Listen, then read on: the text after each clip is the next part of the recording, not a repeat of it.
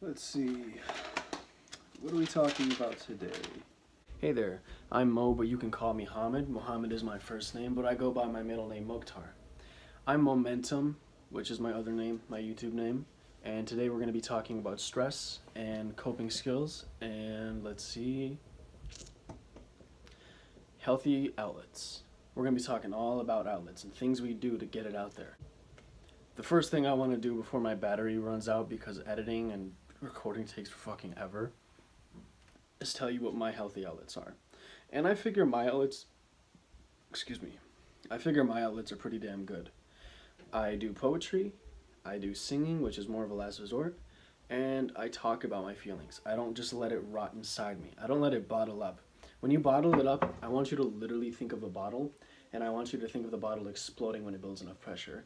That's you when you keep your feelings inside. If you don't find a way to healthily release it, you're gonna explode. Did I just not start? Yeah.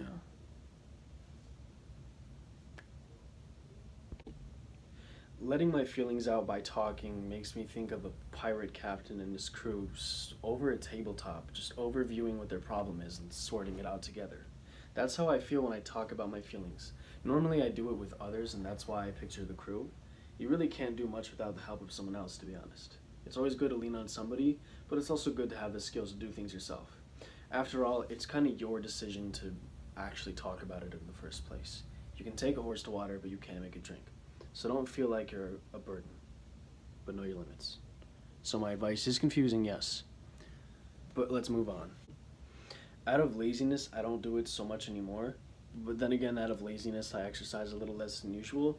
So basically, laziness is terrible for you, and don't be like me.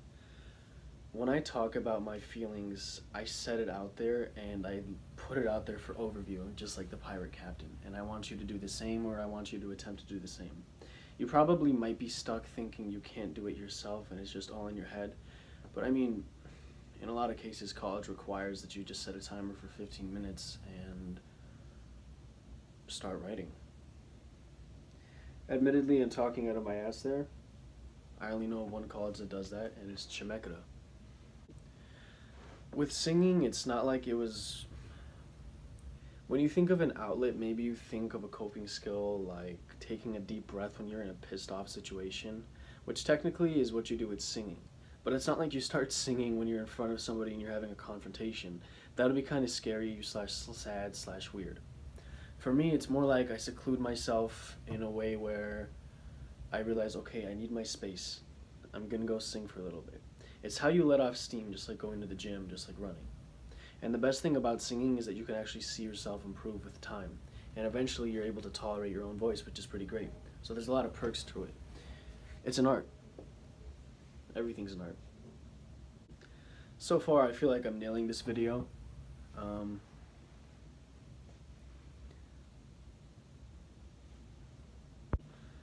Hold on, I'm reading my notes here and I'm thinking I wrote, in everyday life we go through so much shit, but actually I wrote, we are going through so much stress. We all have our ways of coping. That is true. For some people it's this. For some people they do other stuff. I wonder what you do, so tell me in the comments. With my poems, I consider myself pretty damn good, and I'm going to be featuring them on the channel even, which I wouldn't be doing if I wasn't confident with them, but at the same time, a minor conflict is, should I have to be confident in order to put myself out there? I should put myself out there in order to build confidence, which is kind of what I'm doing right now, because I feel pretty shy doing this. So my life lesson for you, which is actually a lot more effective than telling you feel better or just smile, is don't hide your pain. I know you might feel trapped. I know you might feel like there are people around you who push you into that box within yourself. But that's not the way. You need to get it out there somehow. A piece of paper is everything. A piece of paper is like a destination, and your thoughts are like this medium or this road that leads to that destination, and you need to just get it out there, because if you see it out there in front of you, it's the same thing as revising someone else's paper in school, for instance. Because when you read their paper, or when you read your own paper out loud to revise it, you notice mistakes you didn't think of when you were just thinking. You can't just think. You can't just let it sit there. You need to drain your thoughts. You need to drain the pus. So go find a piece of paper, go set a timer for 15 minutes, and just start writing. You're gonna be like, my head's blank. You're gonna write just pineapple. But before you know it, if you just let your hand go, if you just let your mind flow, you're gonna write, I feel sad. You're gonna go from I feel pineapple to I feel sad. And then you're getting somewhere. All that really matters is progress. You're not gonna build Rome in a day, but you're gonna make it. You need to find a way to redirect your negative energy, because leaving it all in is going to eventually kill you, one way or another. And remember, in the comments, I want you to tell me, what are your coping skills? What things do you do to help yourself? And give me an idea of what I should talk about next time. Thank you so much. This has been Momentum. This has been momentous. This has been cool. This has been okay. See you later.